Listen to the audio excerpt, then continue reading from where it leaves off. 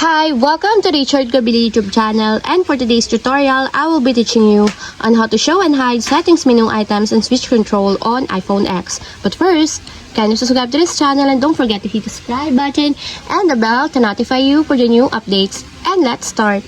Using your iPhone X from your home screen, first go to Settings.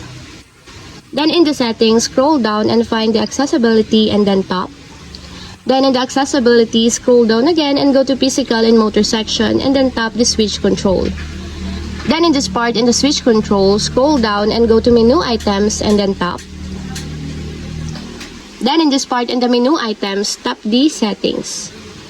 Then after that, in the Settings, you can now show or hide here the menu items that you want to activate or enable. For example, you want to hide the Move menu, just tap the check mark until it has been removed.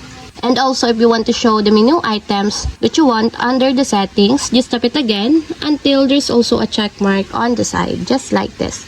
And that's it. We have successfully show and hide settings, menu items, and switch control on iPhone X. If you have a question, kindly comment down below and don't forget to hit the subscribe button and the bell to notify you for the new updates. And thank you for watching!